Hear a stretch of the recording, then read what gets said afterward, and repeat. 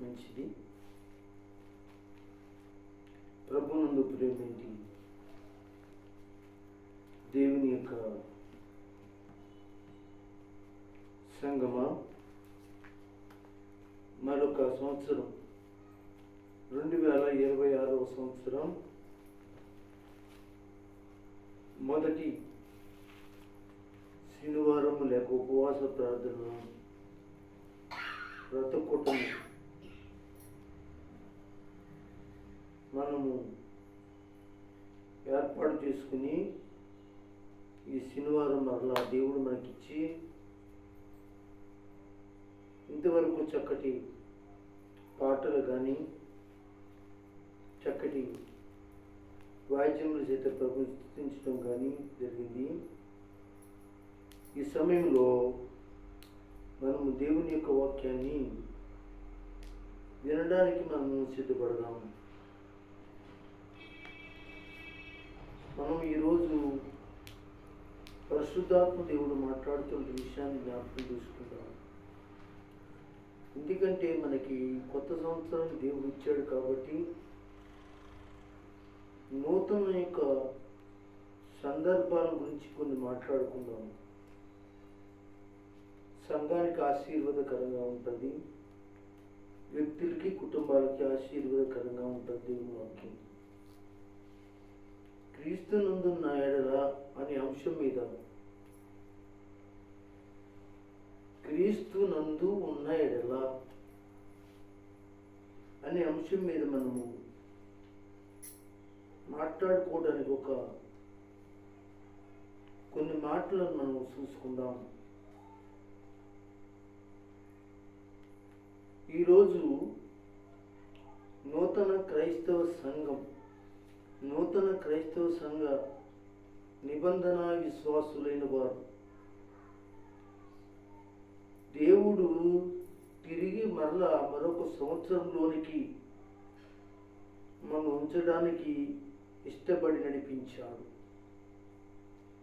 అయితే మనము క్రీస్తునందు మనము ఉన్న ఎడల అనే అంశం మీద ఎలా ఉందాం, అసలు ఎలా ఉండమని చెప్తుంది ఈ వాక్యం, మనం చదువుకుందాం. దేవుని పిల్లలారా, పాత నిబంధనలో ఇశ్రాయేలీల గురించి మీకు తెలుసు. ఆ ఇశ్రాయేలీలు దేవుని యొక్క ధర్మశాస్త్రము అని గ్రంథాన్ని, ఆ గ్రంథంలో ఉన్న దేవుని యొక్క ఆజ్ఞలను గైకొనేవారు. ఈ లోకంలో ఉన్నటి ప్రతి దానికి దూరంగా ఉండి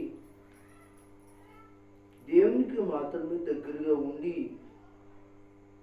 వారి శరీరాన్ని, వారి హృదయాన్ని దేవుని కొరకై అర్పించి మలినము అంటుకోకుండా వారి శరీరానికి అలాగే వాళ్ళ హృదయానికి కూడా మలినం అంటుకోకుండా కాపాడుకుంటూ వారి దేవుడిని యెహోవా ఇచ్చిన ఆజ్ఞలు గైకుంటూ నడుస్తూ ఉన్నటి సమయాలలో వారు కొన్ని సమయాలలో వాళ్ళు దేవునికి దూరం అవుతూ ఉండేవారు. ప్రవక్తలు వచ్చి వారితో మాట్లాడి గద్దిస్తూ, మీరు చేస్తూ ఉన్నటి పనులన్నీ కూడా దేవునికి వ్యతిరేకంగా కనపడుతున్నాయి కనుక దేవుని కోపం మీ మీదకి వస్తుంది, కనుక మీరందరూ కూడా సరి చేసుకుని మరలా వాక్యంలోకి పడండి, నడవండి అని వర్తమానాలు చెప్తూ ఉండేవారు. ఇలా ప్రతి ప్రవక్త చెప్తూ ఉన్నాడు. అది ఇశ్రాయేలీలు యూదావారిలో కూడా అలాగే జరుగుతూ ఉన్నటి పరిస్థితులను దేవుడు జ్ఞాపకం చేస్తూ ఉండేవాడు. అయితే వారు వెనకపోయినప్పుడు దేవుడు ఏం చేసేవాడి, ఇతర రాజులు అనబడిన శత్రువుల చేతికి అప్పగించి బానిసలుగా వెళ్ళిపోయేవారు. వెళ్ళిపోయినప్పుడు ఆ ప్రాంతాల్లో వాళ్ళు అక్కడ ఉండటం వలన భక్తి కలిగిన వాడు భక్తి కలిగిన వాడుగా ఉన్నారు. భక్తిని విడిచిపెట్టి ఆ లోకంలో ఆ దేశస్థుల యొక్క అలవాట్లు, అభిరుచులు, విధానాలు, విగ్రహారాధనలు చేస్తూ ఉండేవారు. దేవుడు ప్రవక్తలను పంపించి మాట్లాడుతూ ఉండేవాడు. మీరు ఇంకా మారిపోకుండా ఉంటారా? మీ జీవితాలు ఇంకా నూతనపరచబడకుండా ఉంటారా అంటూ మాట్లాడుతూ, ఇదిగో నేను ఇచ్చిన వాక్యమే కాకుండా నేను ఒక రోజున మీకు మీ హృదయాలను కడగడానికి శుద్ధ జలాలను పంపుతాను, పరిశుద్ధాత్మను పంపుతాను. ఈ తర్వాత మిమ్మల్ని కడుగుతాను, శుద్ధి చేస్తాను. మీరు ఈ లోకంలో ఉన్నటి దైవాలు అనుకుంటున్న వాటిని నుండి దూరమై తిరిగి నా వైపు నేను నడిపించుకోవడానికి మీ హృదయాన్ని నేను మార్చుకుంటాను అనే విషయాలు మాట్లాడటం జరిగింది. అది పాత నిబంధనలు మాట్లాడినప్పటికీ కూడా తర్వాత యేసుక్రీస్తు కాలంకి వచ్చేటప్పటికి అందరికీ వర్తిస్తుంది అన్నమాట. అయితే క్రీస్తు నందు ఒకవేళ ఉంటే నూతన సృష్టిగా మనం మార్చబడతాం అని కూడా పెట్టుకోవచ్చు. మీరు బైబిల్లో యెహెజ్కేలు గ్రంథము, బైబిల్ గ్రంథంలో యెహెజ్కేలు గ్రంథము 1-2 వచనాలు చదువుతాను. యెహెజ్కేలు గ్రంథము 36వ అధ్యాయము 25-26 వచనాలు. 26 చాలా ప్రాముఖ్యమైన వచనం. మీరు కావాలంటే అండర్లైన్ చేసుకుని ఉంచుకోండి. మీ అపవిత్రత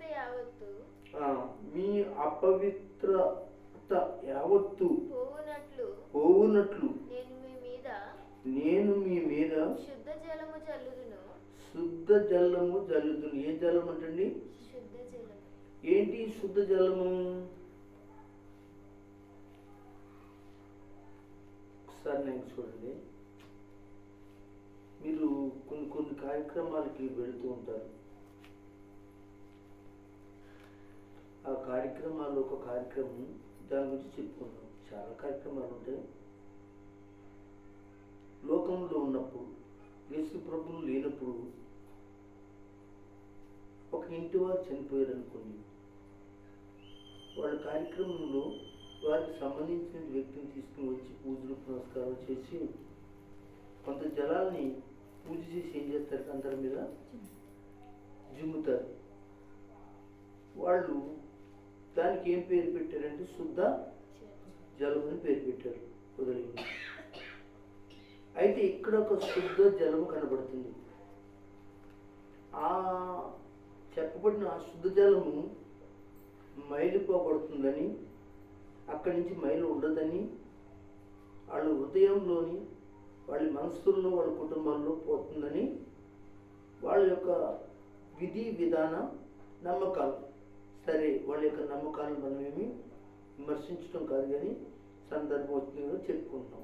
అయితే ఇక్కడ శుద్ధ జలాలు చల్లుతాడంటండి తన సంఘం మీద. అది పాత నిబంధన సంఘమైన, కొత్త నిబంధన సంఘమైన కావచ్చు. జల్లినప్పుడు ఆ పాత నిబంధన సంఘంపై, కొత్త నిబంధన సంఘంపై ఒక మార్పు కలుగుతున్నట్టండి. ఆ మార్పే క్రీస్తునందు ఉన్న ఎడల నూతన సృష్టి కనుక ఆ మార్పే నంబర్ 1 నూతన హృదయము మార్చబడటం అని రాసుకోవచ్చు. మీరు రాసుకునేవాడు ఉంటే నూతన హృదయం. ఇక్కడ 26లో చెప్పాడు ప్రాముఖ్యంగా. నూతన హృదయాన్ని మీకు ఇస్తాను అని అన్నాడు. నూతన హృదయాన్ని, హృదయము నూతనంగా ఉంటుందంటండి.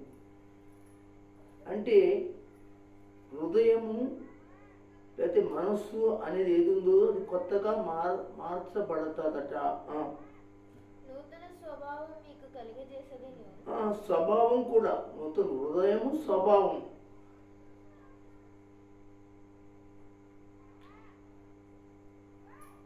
కొంతమంది హృదయం మారినా కానీ స్వభావాలు మారవండి అండి. స్వభావాలు మారవు. గెలటం మానరు, రెక్కడం మానరు, డెప్పుగాలు కొట్టడం మానరు, పక్కోడిని చూపించడం మానరు. అది ఒక స్వభావం. కానీ వాళ్ళ యొక్క హృదయం మారిందనుకుంటారు. అక్కడ హృదయం మారితే స్వభావం కూడా మారిపోతుంది వెంటనే. అయితే దేవుడు నీ మీద శుద్ధ జలమును జల్లితే తప్ప నీ హృదయం మారదు. పాయింట్. రెండోది నీ స్వభావం కూడా మారదు. ఆ స్వభావం అంటే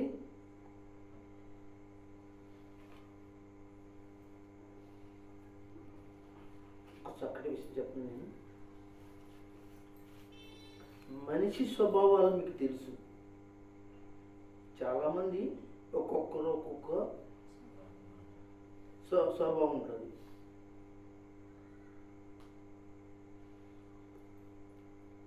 అయితే మనిషి స్వభావం మొన్న ఒక రోజు చెప్పాను, నూతన సంవత్సరంలో చెప్పాను. నీతియు యథార్థతయు నూతనముగా నువ్వు తీర్చబడాలని చెప్పాను. ఎందులో చెప్పాను అంటే కొలసీలోను ఎఫెసీలోను మొత్తానికి చెప్పొచ్చాను. మనిషి స్వభావం దేవుని స్వభావముగా చింతావృత్తి యందు అంటే హృదయంలో దేవుని వలె, దేవుని పోలిక వలె మార్చబడాలని చెప్పాను. అయితే మనిషి హృదయం, మనిషి ఆలోచన మంచి ఆలోచన కలిగి ఉండాలి. ఒక విషయాన్ని చెప్తాను. నూతన హృదయము నీకు ఇచ్చిదను. ఓకే, నూతన స్వభావం కూడా కలుగు చేస్తాను. ఇక్కడ ఈ రెండు విషయాలు వేరు వేరు పదాలు కనపడుతున్నాయి. కానీ ఈ మనుషులు ఈ రెండు కూడా ఉంటే మనిషి చాలా ప్రమాదకరంగా మారిపోతాడండి. పాయింట్ ఏమంటారు? చాలా ప్రమాదకరంగా మారిపోతాడు. సరే, నువ్వు మంచి స్వభావంగా ఉండాలని దేవుడు మొదట్లోనే కలుగజేశాడు. అయితే ఈ తర్వాత పడిపోవటం వలన, ఆజ్ఞాతిక్రమించి పడిపోవటం వలన లోకమంతా కూడా ఏమైపోయిందంటే దేవునికి దూరం అయిపోయి, దేవుని స్వభావం మారిపోయి, దేవుని యొక్క స్వభావం నీలోంచి మారిపోయి లోక స్వభావం వచ్చింది. అయినప్పుడు కూడా కొంతవరకు కొంతమందిలో మంచి స్వభావాలు ఉంటాయి కదా. ఒక బాటసారి సైకిల్ తొక్కుంటూ వెళ్తున్నాడు. వినండి, ఒక బాటసారి సైకిల్ తొక్కుకుంటూ వెళ్తున్నాడు. ఒక రోడ్డు రమ్ముంట తొక్కుంటూ వెళ్తుంటే ఒక కాలువ గట్టు వచ్చిందండి.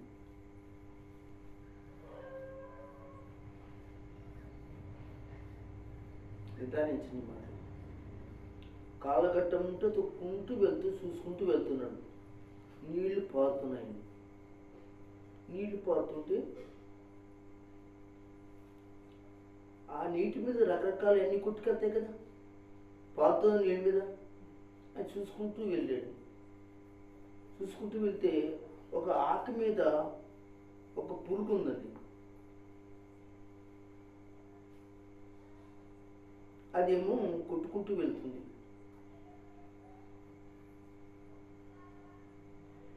ఇప్పుడు ఇతడు దాన్ని చూశాడు. అది కొట్టుకుంటూ వెళ్ళిపోయి ఏమైపోతుంది చెప్పండి? చచ్చిపోతుంది. మనిషి స్వభావం ఏంటి? దాన్ని కాపాడాలి, రక్షించాలి. సరే, ఇప్పుడు ఆ పురుగు దాని మీద ఉంది. దాని స్వభావం ఏంటి? పుట్టే స్వభావం. మీరు బాగా ఆలోచించండి. ఆ పురుగు ఏమిటి అంటే తేలు. పాపం ఆయనేమో దిగి దాన్ని రక్షించడానికి ఏం చేయాలనుకున్నాడు? దాని స్వభావం ఏంటి? ఆయన స్వభావం రక్షించాలనుకున్నాడు. రక్షించాలని దగ్గరికి వెళ్ళి చేద్దాం తెలియదు. దాని స్వభావం ఏంటి? కుట్టాలని స్వభావం. మీరు గమనించిన ఈ రెండింటికి తేడా. అది తేలు కనుక దాని యొక్క జీవితంలో నుంచి వచ్చినట్టు జీర్ణించుకుపోయింది, అలా పుట్టించింది. ఆ తేలి యొక్క స్వభావం కుట్టే స్వభావమే. నువ్వు మనుషులని నువ్వు సహాయం చేసే స్వభావాన్ని దేవుడు దయచేసాడు కనుక నీ జీవితంలో ఎప్పుడు కూడా తేలువలే కుట్టడానికి మాత్రం స్వభావాన్ని తెచ్చుకోకూడదు. దాని తేలు కనుక కుట్టే స్వభావం ఉంది. నువ్వు మనిషి కనుక సహాయం చేసే స్వభావం నీకు ఉండాలి. మీకు అర్థమై ఉంటుంది. ఓకేనండి. అయితే ఇక్కడ పవిత్ర జలములు ఏం చేస్తున్నాడు? మిమ్మల్ని పవిత్రపరచడానికి, అపవిత్రత లేకుండా చేయడానికి జల్లుతున్నాడండి శుద్ధ జలాలు. వాళ్ళు ఎలాగ అపవిత్రులు అయ్యారు అంటే ఇందాక చెప్పాను స్టార్టింగ్లో. వాళ్ళు లోకంలో ఆయా దేశాలకు చెదిరిపోవడం వల్ల ఆయా ప్రజల యొక్క అలవాట్లు, పూజ పునస్కారాలు, రకరకాల యొక్క అలవాట్లు పడిపోయి ఉన్నారు. వాళ్ళు అపవిత్రైపోయారు.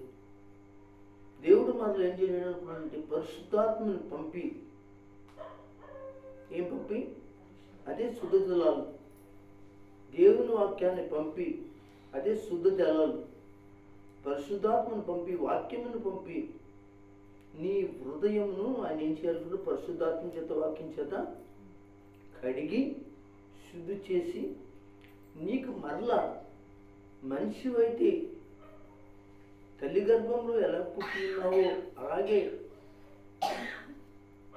నీ అవయవాలు మారట్లేదు, కానీ నీ యొక్క స్వభావాన్ని మార్చడానికి పరిశుద్ధాత్మకి, వాక్యానికి శక్తి ఉంది కనుక నీకు హృదయాన్ని మార్పు చేయడానికి శక్తిని ఏంటంటే ఆ శుద్ధ జలాలకు మాత్రమే శక్తి ఉంది తప్ప ఇంకా ఏ శుద్ధ జలాలకి లేదు. ఎక్కడికి వెళ్ళినా అంతే అంటాడు కదండి. ఒక పద్యం ఉంది కదా, కాశీకి పోయిన గంగ స్నానము చేసిన పైబురద పోయింది కానీ పాపాలు పోలేదు. అంటే పాపం అనేది పై నుండేది కాదు, లోన అంతరంగంలో మనిషిని యొక్క హృదయం యొక్క అంతరింద్రియంలో చొచ్చుకుని ఉండేది. అది తీసివేయబడడానికి ఒక శక్తికరమైన ఆయుధం ఏమిటంటే శుద్ధ జలమనబడిన పరిశుద్ధాత్మ వాక్యము. అప్పుడు ఏం చేయబడుతుందంటే నూతన హృదయము నీకు ఇచ్చేదను అన్నాడు. అది జరుగుతుంది. నూతన స్వభావం నీకు ఇచ్చేదను అన్నాడు, మీకు కలుగు చేసేది అని చెప్పాడు. అప్పుడు ఏమవుతుంది? నీ మనసు బండమారిపోయి కఠినంగా ఉండి దుర్మార్గుగా ఉండటమే. బండమారిపోతుంటే గుండె బండగా అయిపోవటం అంటే గుండె ఎలా ఉన్నట్టు రాతి గుండె అన్నాడు. రాతి గుండె అంటే పాపము, అక్రమం, అన్యాయం, అవినీతి, నువ్వంత మంచి చెడ్డ చూడలేదు. ఎలా మారిపోయావు? పచ్చి దుర్మార్గులు. నువ్వు కఠినమైపోయావు అనమాట. నువ్వు ఏం చేస్తున్నావు? తల్లు, తండ్రు, అన్ను, అక్కో, చెల్లు, గ్రామం, ప్రజలు, ఇదివారు, గ్రామస్తులు ఏం చూస్తలే. ఏమైపోయింది? నీ గుండె ఏమైపోయింది? రాతి గుండె. ఈ రాతి గుండెకి ఇప్పుడు ఏం చేయాలనుకున్నాడు? ఆ శుద్ధ జలాలు జల్లి దాన్ని మార్చి మాంసపు గుండెగా, మానవత్వాన్ని తెలుసుకునేవాడిగా చేయాలనేది దేవుని కోరిక. అందుకని క్రీస్తునందున్న ఎడల పెట్టుకోవచ్చు పక్కన, నూతన సృష్టిగా మార్చబడతామని. దేవునికి స్తోత్రం. నెంబర్ 1 నూతన హృదయం చెప్పుకున్నాం. యెషయా గ్రంథంలో గ్రంథం మీకు అర్థమవుతున్నాయి కదమ్మా నేను చెప్పే మాటలు. మనం మార్చబడాలి, మనం చక్కగా నేర్చుకోవాలి, తెలుసుకోవాలి. 10 మందికి మనము ఈ విషయాలు, మంచి విషయాలు మనము అందించాలి. యెషయా గ్రంథము 61వ అధ్యాయం.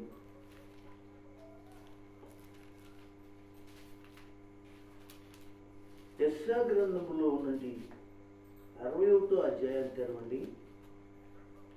ఇప్పుడు యెషయా అనేది ప్రవక్త కాలంలో కూడా దేవునికి దూరమైన వారిని తిరిగి దేవుని దగ్గరికి తేవడానికి ఆయన ఒక ప్రణాళికను సిద్ధం చేస్తున్నాడు. ఏంటి ఆ ప్రణాళిక? నూతన వస్త్రం. ఏంటి ఆ ప్రణాళిక? చెప్పండి. నూతన వస్త్రం అంటే అదొక ప్రణాళిక. ఏంటి నూతన వస్త్రం అంటే అన్నమాట, దేవుడు మనకి తెల్లని వస్త్రాన్ని ధరింప చేస్తానన్నాడు. ఏంటి ఆ తెల్లని వస్త్రం అంటే, మీ వస్త్రమును గొర్రె పిల్ల యొక్క రక్తంలో కడగబడుతున్నప్పుడు, విన్నారా? మీ వస్త్రము గొర్రె పిల్ల యొక్క రక్తంలో కడగబడుతున్నప్పుడు అప్పుడు తెల్లగా మారుతుందట. చాలా విచిత్రంగా లేదు ఈ మాట. రక్తంలో తెల్లని బట్టే ఏంటి, మన వస్త్రం అయితే మా తెల్లగా మారటం ఏంటి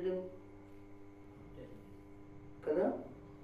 అయితే మనకి అర్థం కావడానికి యేసు రక్తం ప్రతి పాపము శుద్ధి చేస్తుంది అనడానికి. అంటే ఇప్పుడు మనకి ఏమి తెరపు చేయాలనుకున్నాడు ఆయన? 61:10 శృంగారమైన పాగా ధరించుకొనిన పెండ్లి కుమారుని రీతిగాను తన సంఘాన్ని, అది పాత నిబంధన సంఘమైన కొత్త నిబంధన సంఘమైన కానీ ఆభరణములతో అలంకరించుకొనిన చూడండి పెండ్లి కుమార్తె రీతిగాను ఆయన రక్షణ వస్త్రములను నాకు ధరింపజేసి ఉన్నాడు. నీతి అను పైబట్టను నాకు ధరింపజేసి ఉన్నాడు. అది కాగా చాలు.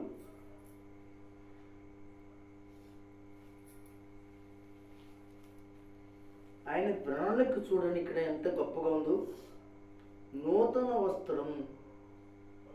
ఏంటి నూతన వస్త్రం అంటే గొర్రెపిల్ల రక్తంలో కడగబడిన మన జీవితం. నాకు చూడండి, వస్త్రం ఎప్పుడు దొంగిలించాడు సైతానుడు?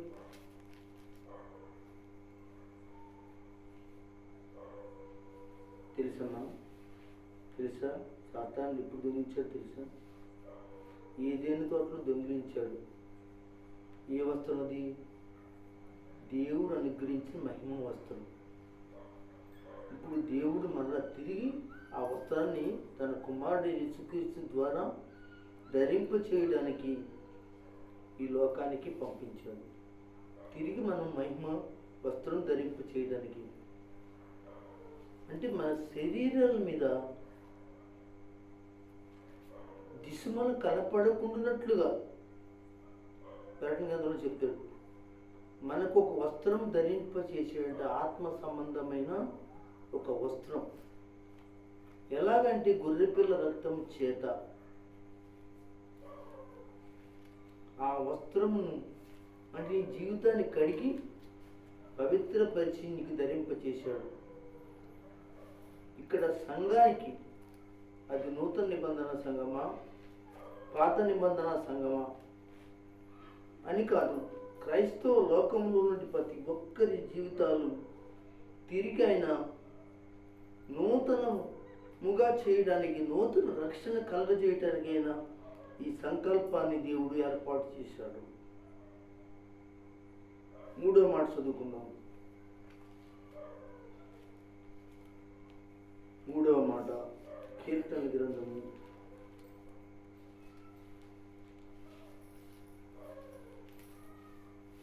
3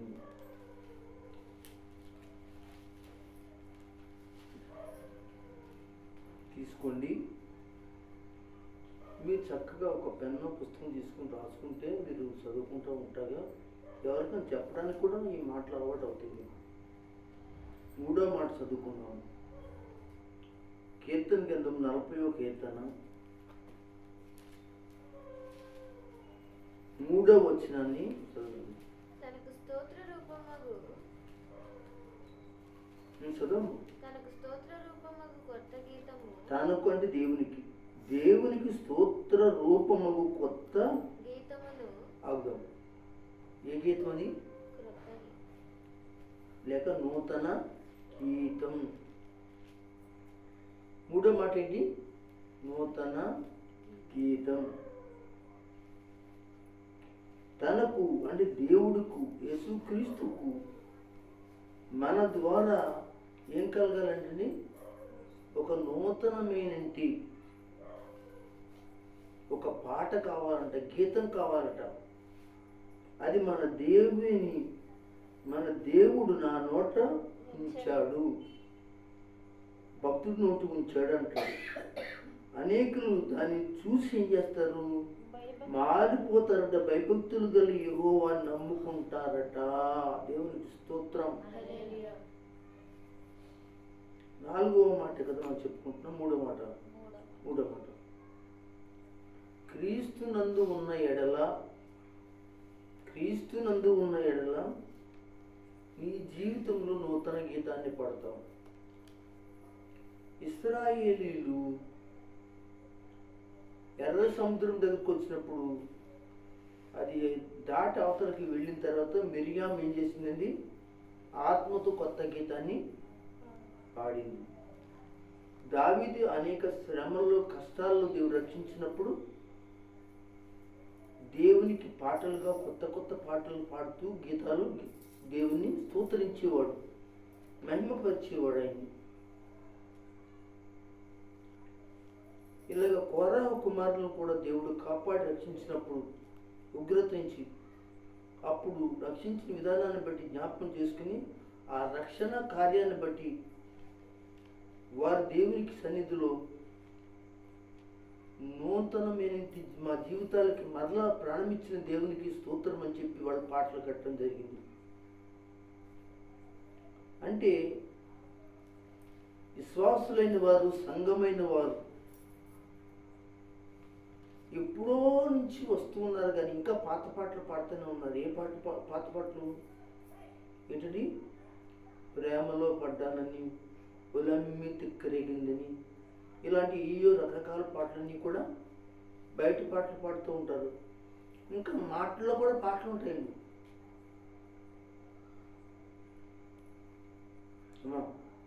మాటల్లో కూడా ఏముంటాయి? పాటలు ఉంటాయి. మాటల్లో పాట ఏంటండి? నీ బాబాలలియా, నీ అమ్మాలలియా, నీ అక్క సూత్రం, నీ అమ్మ సూత్రం అండి, లాకారాలు, పాకారాలు, మాకారాలు. అమ్మ ఎంత మంచి గీతం అంటే మహాగీతం అండి.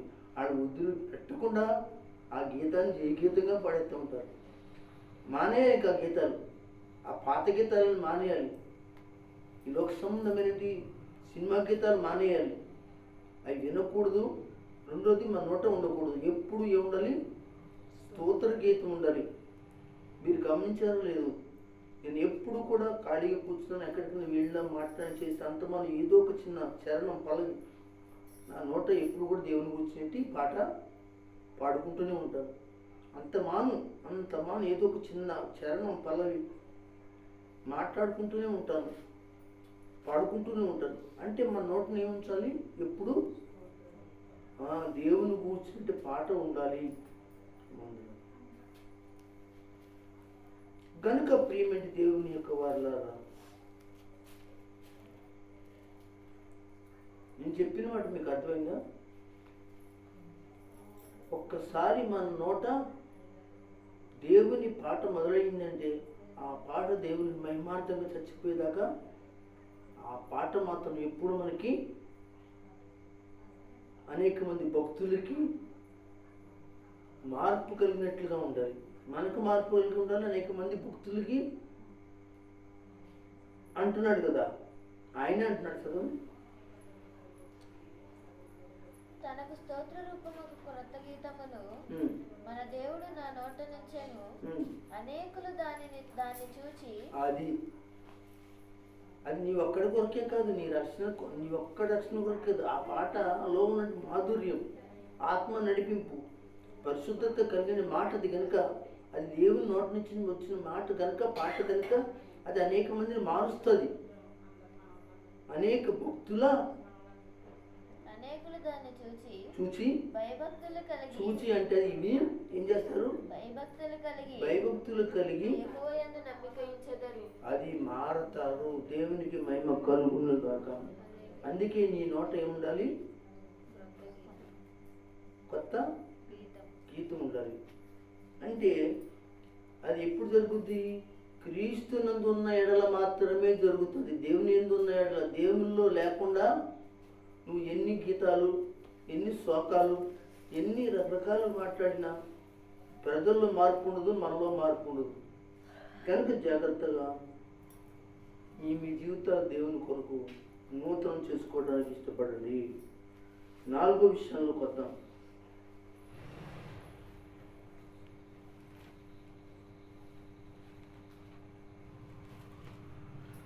4వ విషయం ఏంటంటే యోహాను రాసినటువంటి సువార్త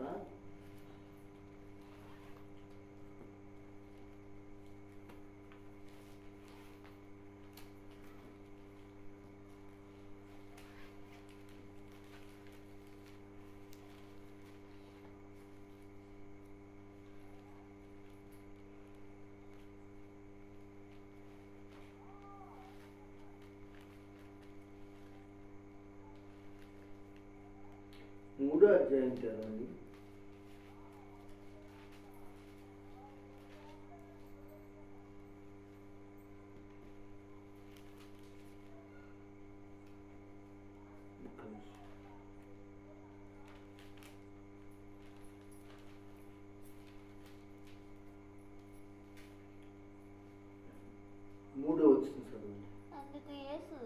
అందుకు యేసు అతనితో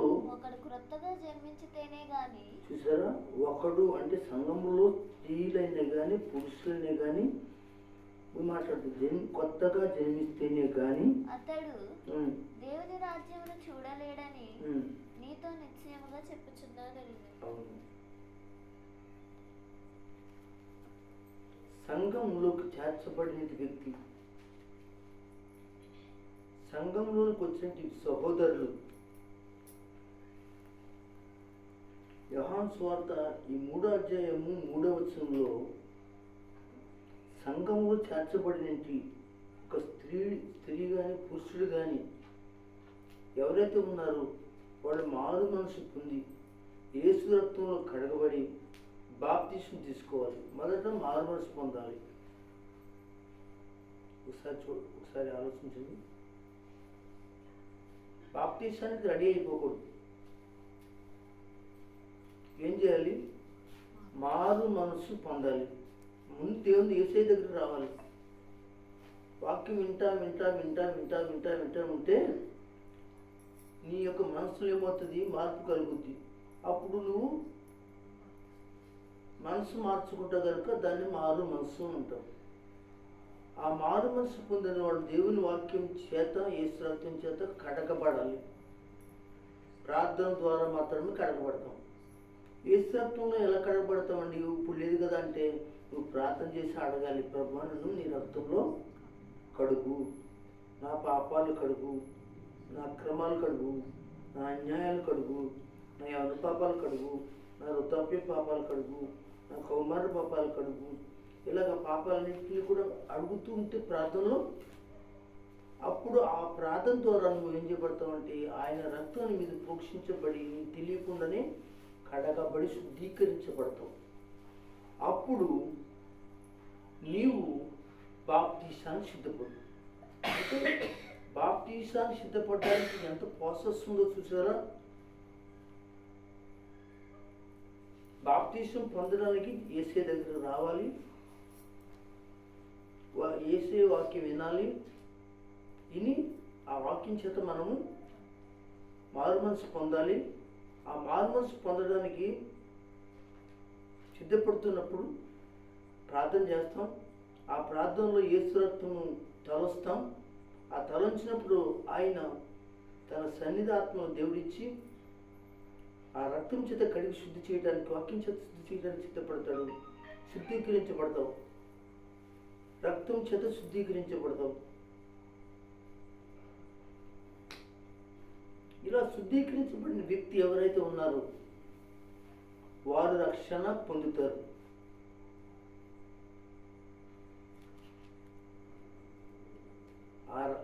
ఈ పనులన్నీ జరిగిన తర్వాతే రక్షణ పొందాలి.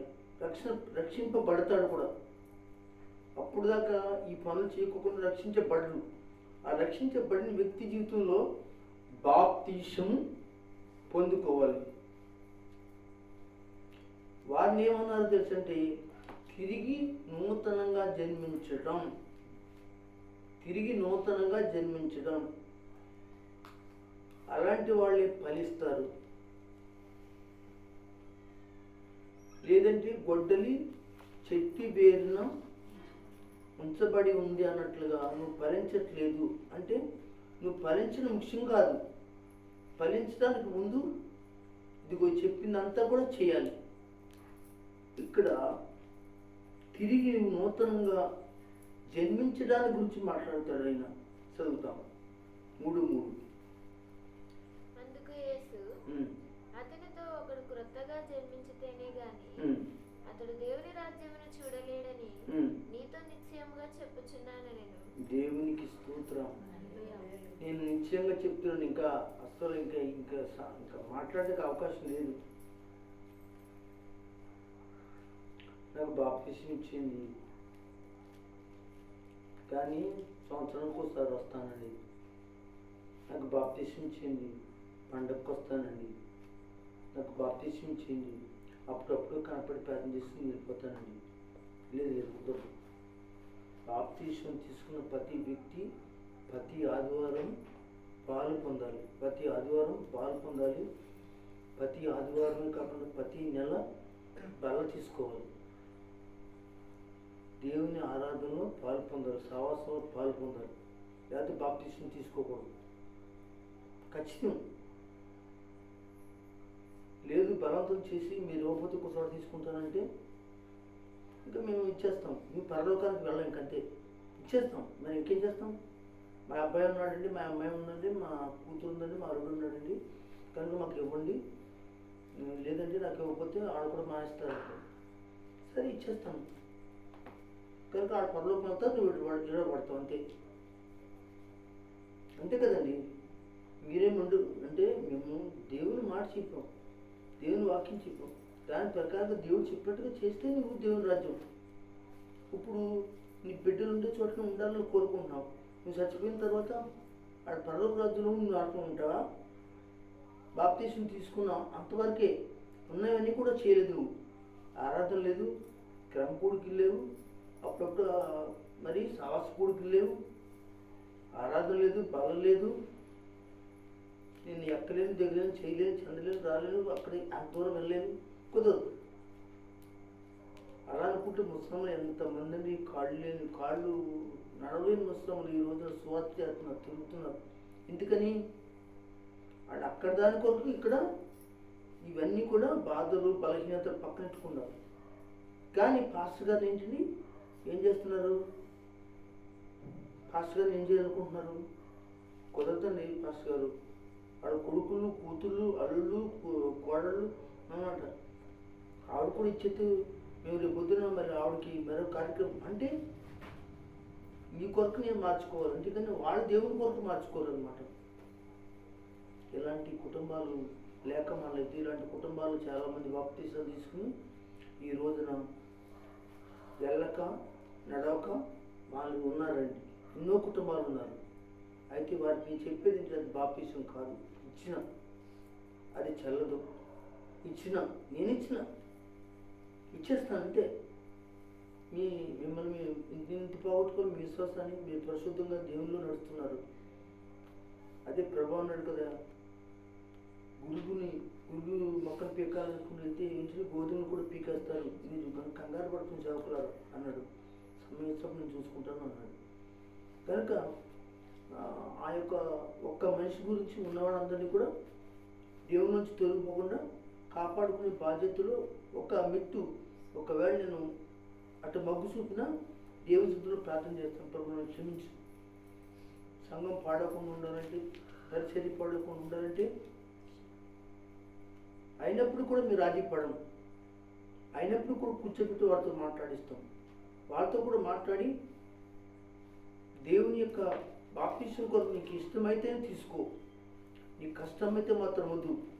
కొడుకు, కోడలు, పాస్టర్ గారు, వీధుల వాళ్ళు, సంగతులు బలవంతం చేశారు అనేటువంటి విషయాలు తీసుకొచ్చి మాత్రం తీసుకుని బాప్తిసం తీసుకుంటే మాత్రం వద్దు, అసలు ఇవ్వాల్సిన పని కూడా లేదు నాకు అని ఖచ్చితంగా చెప్పిన రోజులు ఉన్నాయి. అనేక మందితో మాట్లాడిన రోజులు ఉన్నాయి దేవుని బిడ్డలారా. ఇదిగో ఇక్కడ అంటున్నాడు 4వ విషయం, క్రీస్తునందు ఉన్న ఎడల తిరిగి నీవు నూతనంగా జన్మించాలి. మరొక మాట, కొరింథీయులకు రాసిన పత్రిక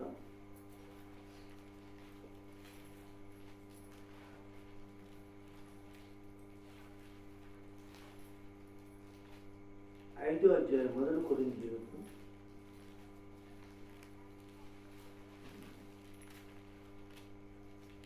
కొరింథీయులకు రాసిన పత్రిక 2వ పత్రిక తీయండి, 5వ అధ్యాయం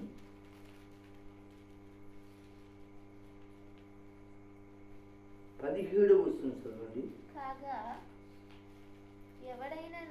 కాగా ఎవడైనను క్రీస్తునందున్న ఎడల వాడు నూతన సృష్టి.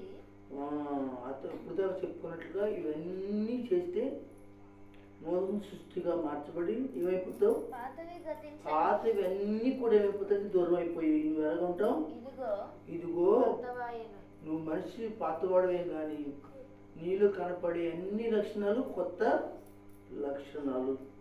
అలా ఉండి దేవుని రాకడ కొరకు సిద్ధపడి ప్రార్థించి దేవుని ఆశీర్వాదాలు దేవుని పొందుకుని ప్రభు కొరకై జీవించమని ఈ నూతన సంవత్సరంలో 2026 సంవత్సరంలో నీ యొక్క జీవితాన్ని ప్రభు కొరకై సమర్పించుకుని తెలియజేస్తూ ఈ నా మాటలు మీ మధ్యన మరి ప్రభు దీవించి ఆశీర్వించి మిమ్మల్ని బలపరచును గాక.